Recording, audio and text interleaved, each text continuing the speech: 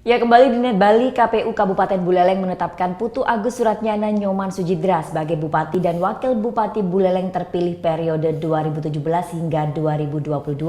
Penetapan pemenang keluar setelah tidak adanya gugatan dari pihak lawan, namun kemenangan PAS masih diiringi tingginya angka golput.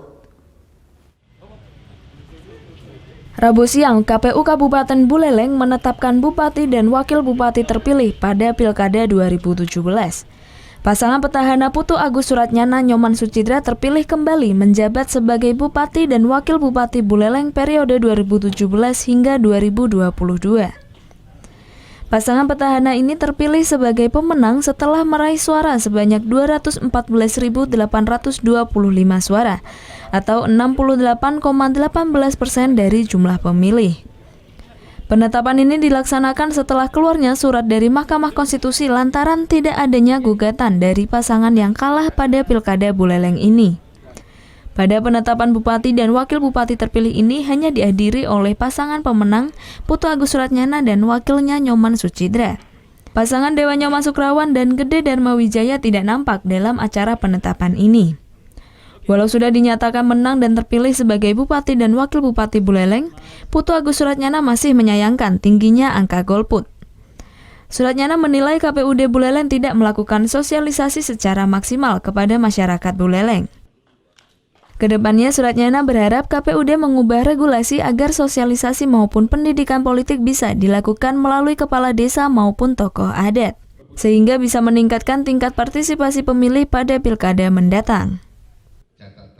Nanti mungkin sosialisasinya lebih dicoba dulu melibatkan kepala desa, bendesa adat, kemudian klien Banjar ya. Ini harus kita ajarkan juga. Kadang-kadang kita lupa mengajarkan masyarakat berpolitik di desa kan, yang selama ini yang dibangun kan bagaimana kita berbicara masalah kesejahteraan, adat istiadat, agama, budaya.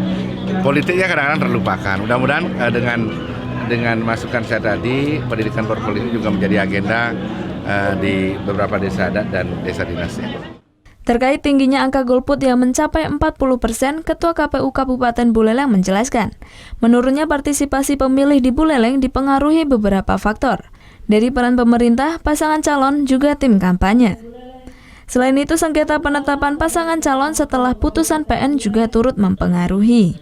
Perkiraan sementara, kenapa tingkat partisipasi di Buleleng menurun? Yang pertama adalah kami melihat bahwa proses kompetisi dari antar pasangan calon tidak sehangat kompetisi di DKI. Jadi itu mungkin salah satu sebab bahwa masyarakat tidak berbondong-bondong datang ke TPS. Karena kalau kita simak, tingkat kompetisinya awalnya itu sangat tinggi sampai proses penetapan pasangan calon perseorangan pasca putusan dari PT Tun. Nah, setelah ditetapkan, kemudian memasuki masa kampanye, tingkat kompetisinya mulai turun.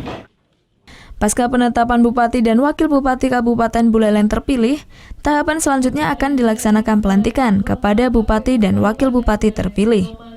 Namun masih menunggu keputusan Kementerian Dalam Negeri usai pelaksanaan Pilkada DKI Jakarta. Putu Ijana melaporkan untuk NET.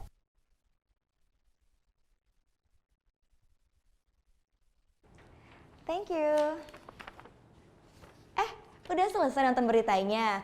Jangan pergi dulu dong. Subscribe dulu dan nonton tayangan lainnya di sini. Subscribe, nonton lagi. Subscribe, nonton lagi.